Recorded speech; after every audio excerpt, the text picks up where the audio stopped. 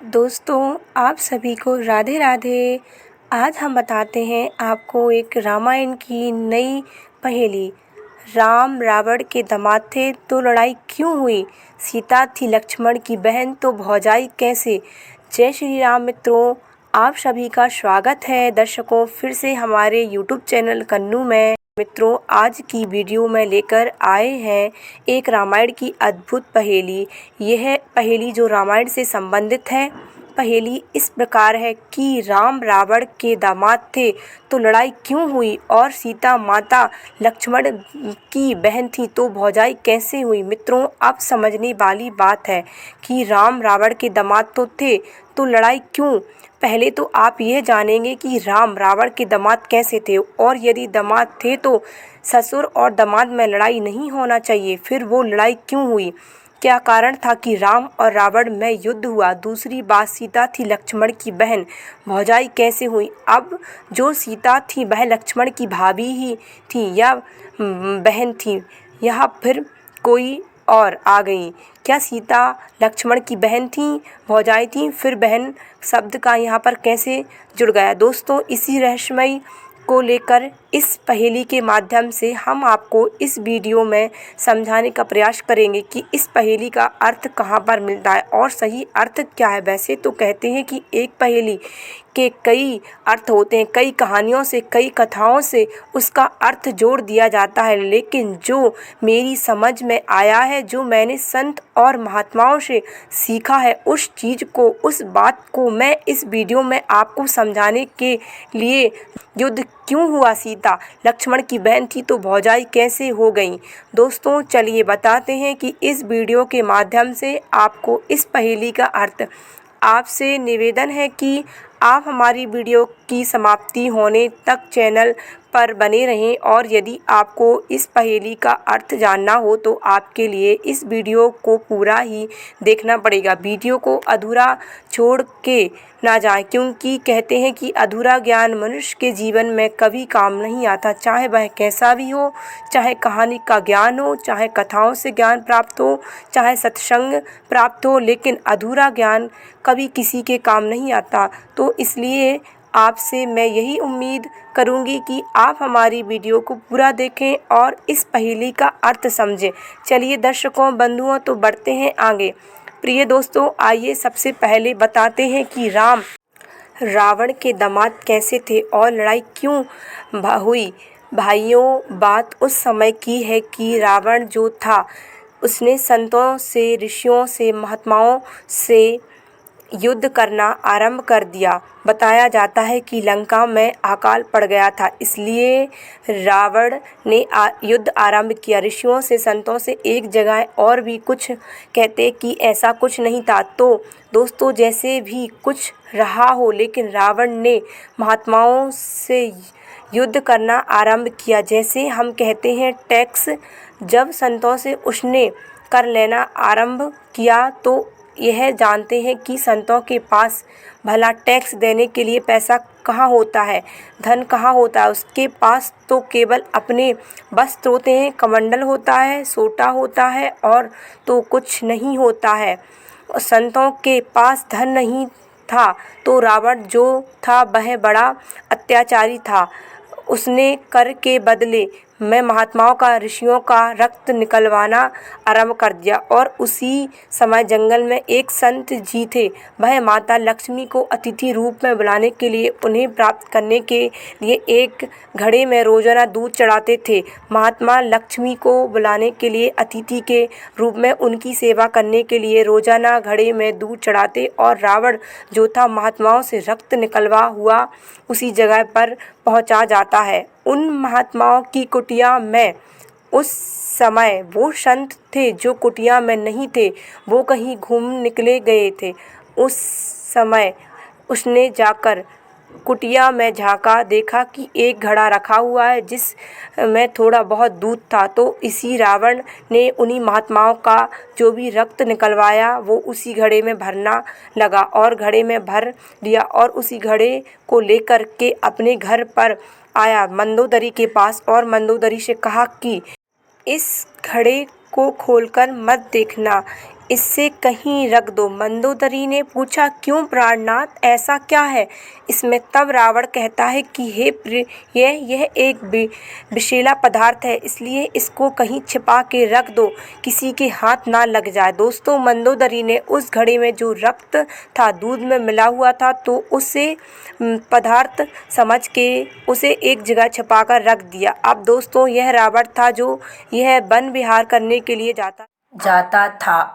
महिलाओं के साथ, कोई अप्सरा के साथ या विहार करता था। रोजाना चला जाता था वन विहार करने के लिए, और यह बात मंदोदरी जानती थी, और यह अच्छा नहीं लगता था मंदोदरी को, क्योंकि हमारे पति जो हैं वन विहार करने के लिए जाते हैं। दोस्तों, यह तो आप जानते हैं कि स्त्री इस संसार में सब कुछ सहन कर सकती है। आपके घर में अगर धन हो ना हो तो मेहनत कर लेगी, दूसरों के घर में झाड़ू बर्तन कर लेगी, हर परिस्थितियों को झेल लेगी, बिना पैसों के रह लेगी। लेकिन स्त्री यह कभी बर्दाश्त नहीं कर सकती है कि उसका पति किसी पराई स्त्री के साथ वन विहार करता है। यह कभी कोई स्त्री बर्दाश्त नहीं कर सकती है। यह देख कर के मंदोदरी के लिए बड़ा गुस्सा आता था, और मंदोदरी ने सोचा, चलिए हमारे जो है घड़े में एक विषैला पदार्थ जो है देकर गए हैं, और यह कब तक मैं बर्दाश्त करती रहूँगी। अब मुझे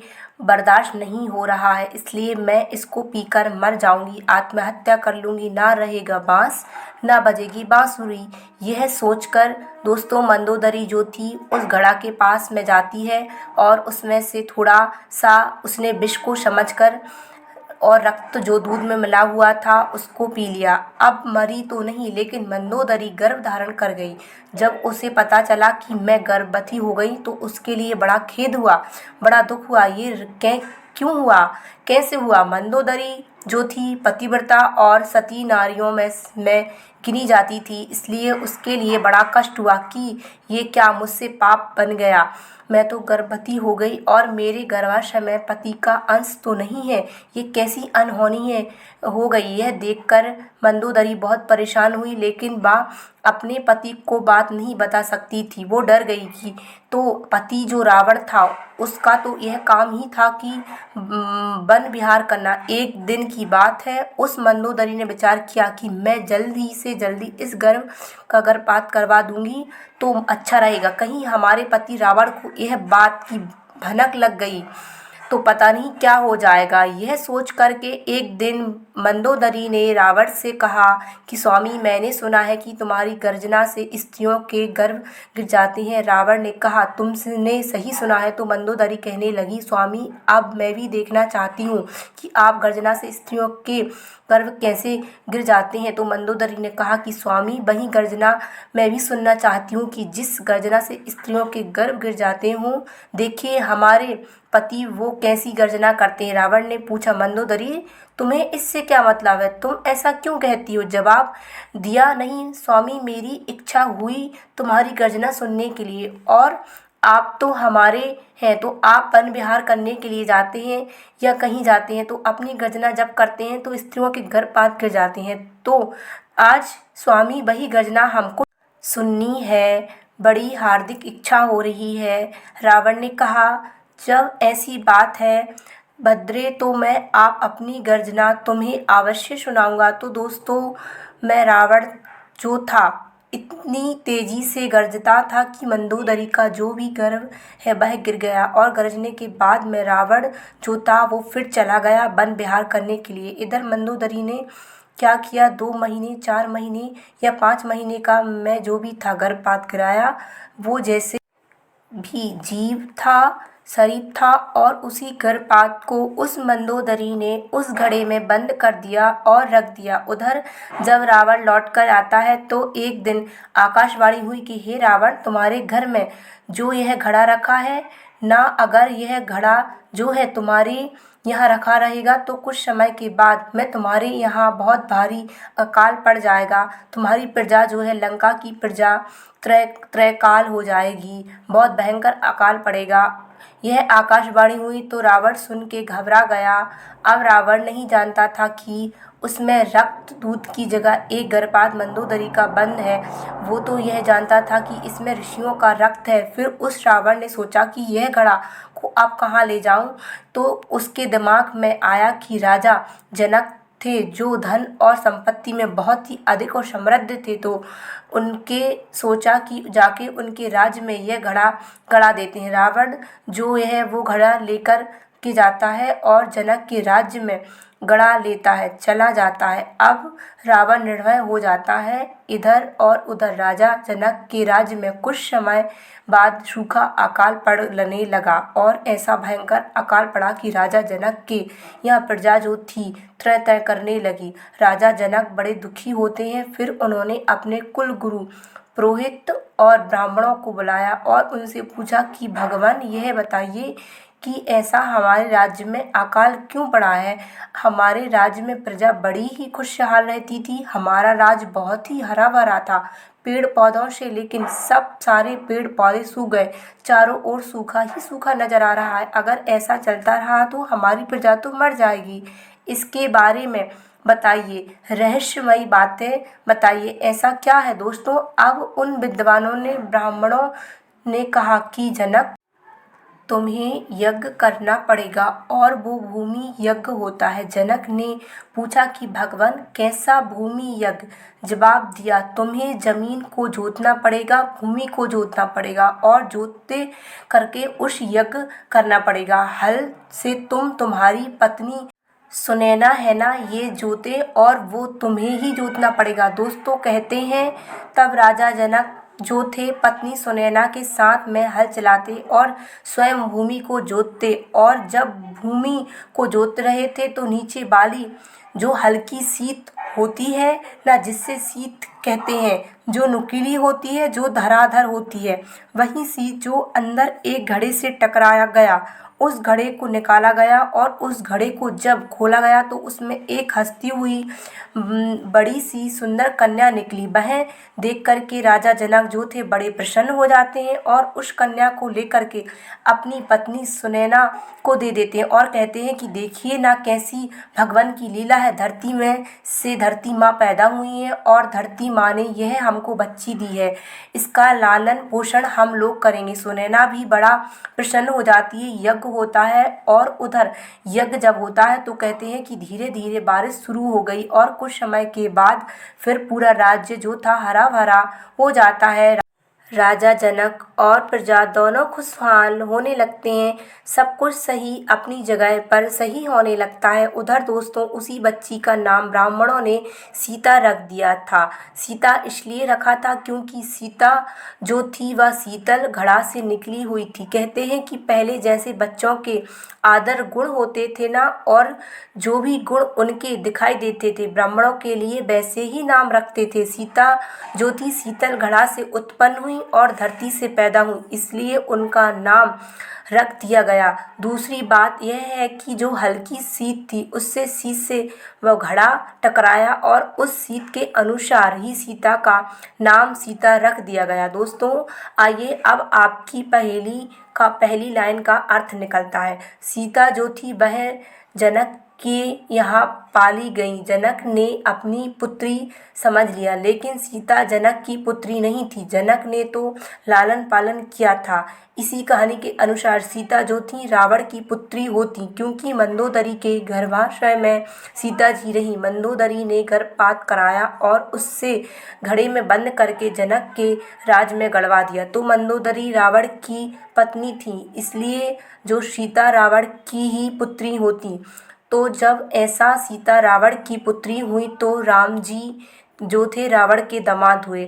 अब बात आती है कि जब राम रावण के दामाद थे तो लड़ाई क्यों हुई, युद्ध क्यों हुआ, तो लड़ाई क्यों हुई, आइए इस बात को बताते हैं। दोस्तों कहते हैं कि सीता जब स्वयंवर हुआ तो रावण भी गया जनक के यहाँ। तो जब हस्तर रेखा रावण ने सीता की देखी तो हस्तर रेखा देख के कारण रावण भयभीत हो गया। रावण समझ गया था हस्तर रेखा देख के ही यह सीता, यह लड़की जिसके साथ में ब्याही जाएगी और जो इसका पति होगा वही हमको मारेगा, मेरा वध करेगा, वही मेरा काल और उससे ही हमारी लड़ाई होगी, युद्ध होगा और मैं उसके हाथों ही से मारा जाऊंगा। ये रावण ने सीता की हस्त रेखा देख ली थी सीता स्वयंवर से पहले ही क्योंकि रावण जो था बहुत बड़ा ही प्रचंड विद्वान था और ज्योतिषों का ज्योतिष था। वो हर चीज़ जानता था, इसलिए वो समझ गया कि सीता ये जिसके साथ ब्याह जाएगी, जो इसका पति होगा, उसी के दौरान मैं मारा जाऊंगा। और भाइयों, यह भी जानता था कि अयोध्या के जो दशरथ के पुत्र राम, उन्हीं के साथ में सीता का विवाह होगा और राम से युद्ध होगा। मैं इसको हरा कर के लाऊंगा। सब रावण जानता था। वही हुआ दोस्तों। फिर जब सीता का विवाह हो जाता है तो प्रभु के साथ वनवास हो जाता है और सीता राम लक्ष्मण वन को जाते हैं। तो यह रावण जो था सीता का हरण करके लंका में ले जाता है और उसके बाद फिर राम और रावण में युद्ध होता है और राम के द्वारा रावण का वध हो जाता है। क्योंकि दोस्तों लड़ाई इसलिए हुई थी क्योंकि सीता के विवाह से पहले उसने हस्तर रेखा रावण ने सीता की देख ली थी, वो सब समझ गया था। तो दोस्तों इस तरह से पहली लाइन का अर्थ निकलता है। रावण राम के दामाद तो थे, लड़ाई क्यों हुई, वो अर्थ ऐसे निकलता है। अब आइए दोस्तों आपको बताते हैं कि सीता जो थी लक्ष्मण की बहन थी, भौजाई कैसे हुई।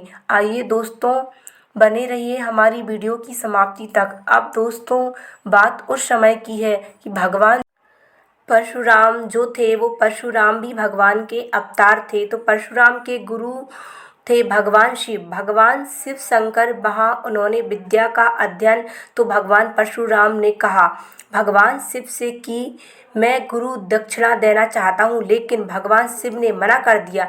चलिए कोई बात नहीं, जब समय आएगा तब मैं गुरु दक्षिणा ले लूँगा, आप परेशान मत होइए। और दोस्तों भगवान परशुराम जो थे, ये भगवान शिव से जब भी मिलते तब यही कहते कि प्रभु गुरुदेव गुरु दक्षिणा बताइए ना, आप जो भी मांगेंगे मैं वही देने के लिए तैयार हूँ। और दोस्तों यह परशुराम को अभिमान हो गया था और परशुराम जो थे अभिमानी में ही कहते थे भगवान शिव से कि मांगिए, क्या मांगना चाहते हैं, गुरु दक्षिणा में मैं वही दूंगा। अब कहते हैं ना दोस्तों कि आज भी अगर लोग जो समझदार होते हैं और समझने वाले के चेहरों की उसकी भाषा को देखकर ही समझ जाते हैं कि यह बात अभिमान में कह रहा है। भगवान शिव जो थे परशुराम की ओर देख करके और जैसा वो बोलते थे उनकी भाषा को सुनकर वो समझ गए कि परशुराम को अभिमान हो गया है और यह घमंड में कह रहे हैं कि जो भी मांगेंगे गुरु दक्षिणा में वही दूंगा। जब कई बार अभिमान में कहा तो भगवान शिव ने कहा ठीक है परशुराम, चलिए, जब तुम देना ही चाहते हो तो हमें शेषनाग की मणि चाहिए। परशुराम हंसने लगे, बोले भगवान यह भी कोई ज़्यादा बड़ी बात है, नहीं है, मैं बहुत जल्द ही तुम्हें शेषनाग की मणि लेकर आऊँगा। अब दोस्तों जानते हैं कि शेषनाग जो है उनके फन के ऊपर पृथ्वी रुकी हुई है। परशुराम जो थे अपना बाण धनुष और परशा को लेकर शीश के नाग की मणि को लेने के लिए जब चलते हैं तो पृथ्वी कांप गई, देवता भी घबरा गए, सोचने लगे कहीं ऐसा ना हो परशुराम विजय हो जाए, मण को प्राप्त कर लें तो क्या होगा, पृथ्वी का क्या होगा, यह सब सुनकर सब तहस नहस हो जाएगा। इस तरह से तो देवता घबरा गए और इधर पृथ्वी और शेषनाग भी घबरा गए। शेषनाग कहने लगे पृथ्वी से कि हे देवी अब क्या होगा, परशुराम जो है मण लेने के लिए आ रहे हैं, यह तो सबसे बड़ी गड़बड़ हो जाएगी। शेषनाग भी डर गए और उधर माता पृथ्वी भी डर गईं। तो क्या कहते हैं कि माता पृथ्वी ने कहा कि ठीक है, मैं एक स्त्री का एक बुढ़िया का रूप बना लेती हूँ और तुम जो हो एक शिशु रूप में आ जाओ, एक बच्चे बन जाओ। दोस्तों फिर वही हुआ, शेषनाग जो थे वो एक शिशु के रूप में आते हैं और पृथ्वी देवी जो है एक स्त्री एक बुढ़िया बन जाती हैं। और जो परशुराम जहाँ जा रहे थे रास्ते में वही पृथ्वी देवी शेषनाग को बालक के रूप में लेकर बैठी हुई थी। जब परशुराम को आता हुआ देखा तो शेषनाग जो बालक के रूप में थे कहते हैं कि रोने लगे। भगवान परशुराम पहुँच कहने लगे बुढ़िया से कि अरे देवी, यह तुम्हारा बच्चा क्यों रो रहा है। जवाब दिया क्या करें, कहीं रहने के लिए जगह नहीं है मेरे पास और इसलिए यह परेशान है, इसलिए यह रो रहा है। परशुराम को उस बुढ़िया पर दया आ जाती है और कहने लगे, कोई बात नहीं है, हमारे आश्रम पर तुम और तुम्हारा बेटा रह सकते हैं आराम से, हमें कोई ऐतराज़ नहीं है। मैं तुम्हारी इस तरह से मदद करूँगा, आप घबराइए नहीं। जवाब दिया, ठीक है, आपकी कुटिया में मेरा बच्चा रहेगा, लेकिन मैं थोड़ा घबराती हूँ। परशुराम ने पूछा, वो कैसे? तो पृथ्वी देवी कहने लगी कि मैं इसलिए घबराती हूँ कि हमारा बच्चा जो है ना, बड़ा शरारती है, बहुत बढ़िया शरारती है, और इसलिए आपके यहाँ कुटिया में रहेगा, किसी वस्तु का यह नुकसान करेगा तो आपको क्रोध आ जाएगा, और जब आपको क्रोध आएगा तो आप हमारे बच्चे को भी मार डालेंगे, और इसलिए मैं परेशान हो रही हूँ। परशुराम कहने लगी कि हे देवी, आप घबराइए नहीं, अगर ऐसी बात है तो मैं वचन देता हूँ कि तुम्हारा बच्चा चाहे हमारी कुटिया में किसी भी वस्तु का नुकसान करे, तोड़े फोड़े, कुछ भी करे, लेकिन मैं वचन देता हूँ कि तुम्हारे बच्चे में से कुछ नहीं करूँगा और ना उसे मारूंगा।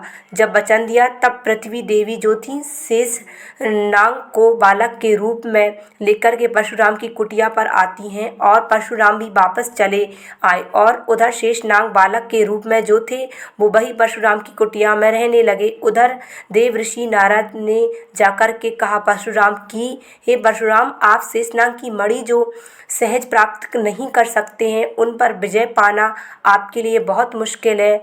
बोले, वो कैसे? फिर कैसे, क्या होगा? तो नारद ने कहा कि तुम दसों दिशाओं के दिक्पाल पर विजय प्राप्त करो। पहले दसों दिशाओं के दिक्पालों से युद्ध करो और उनके धनुष बाण अस्त्र शस्त्र को लेकर के अपने टिया पर जमा करो और दसों दिशाओं के द्वापालों पर विजय प्राप्त करो लोगे, जब तुम शेष नाग की मणि प्राप्त हो जाएगी। इस तरह से नारद ने परशुराम से कह दिया। अब दोस्तों, परशुराम जो थे 10 दिशाओं के दो पालों से युद्ध करने लगे। जहाँ भी जाते राजाओं से युद्ध करते और धनुष प्राप्त करते, उनके अस्त्रों को प्राप्त कर लेते और लाकर के अपनी कुटिया पर रख देते।